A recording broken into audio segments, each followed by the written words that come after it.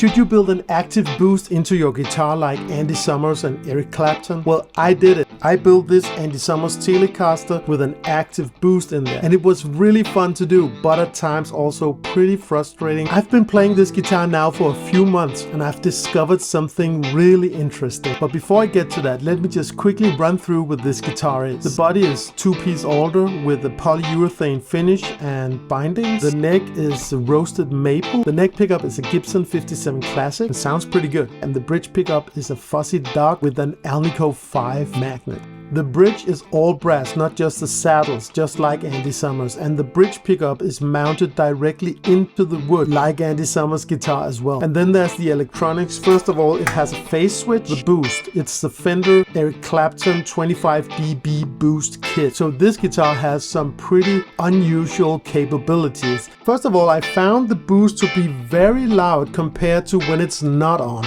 I thought maybe that when you turn on the boost and it's dialed all the way back, it's like it's not turned on and then you dial it in, but that's not the case. When you turn on the boost, it's already pretty loud. But then I found out if I go through my blues driver and turn the levels pretty much down and the gain, only a little gain in there, and then I turn on the boost, I get some really interesting sounds, some really great tones, and I have to show you that. You can see I've turned on my blues driver over here, and I have my loop station, and I'm going through this Strymon Iridium right into Logic. So this is without the blues driver. And I put the blues driver in there, and then with. So super fun to play with. Okay, so first of all, let's try just with without a boost.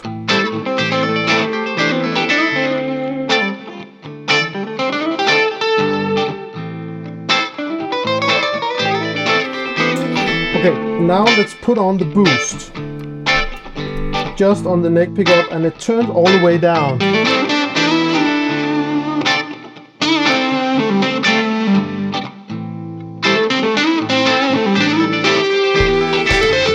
I really like that sound.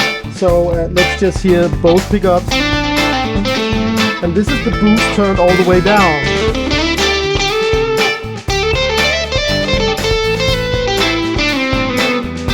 Okay, and the bridge. I find those to be very useful tones. Okay, so now let's turn out the boost a little bit on the neck.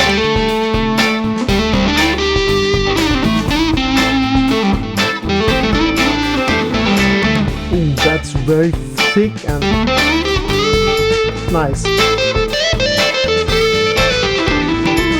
You have to take my word for it, it's very fun to play.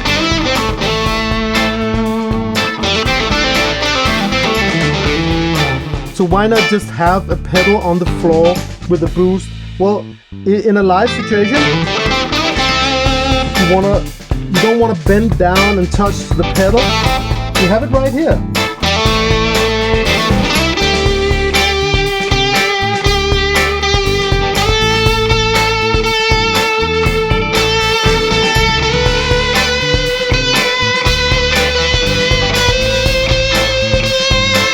So anyway, I've been playing around with this guitar now for a few months. First, I had a few problems with unwanted noise and I couldn't figure out what it was. So I ended up pulling it all apart and really having a close look at the wiring. Turns out I had to change the wiring a whole lot. I tried many ways to put this together until I found a way that really works. And to share that with the world, I made a step-by-step wiring diagram. And if you want to pick it up, do something like this, there's a link in the description. Also in this package, there are templates for the cavities and for the backplate. So you have everything you need to build an Andy Summers guitar like this. If you want to buy me a cup of coffee, I really like coffee, you can do that, but you don't have to. It's all free. If you want to build something like that, I have links to a lot of the parts in the description. And remember, if you buy from guitaranatomy.com, you will get a 10% discount by using the discount code LAYERSTED10. It's a great way to help out this channel as well if you want to do that. Thank you so much.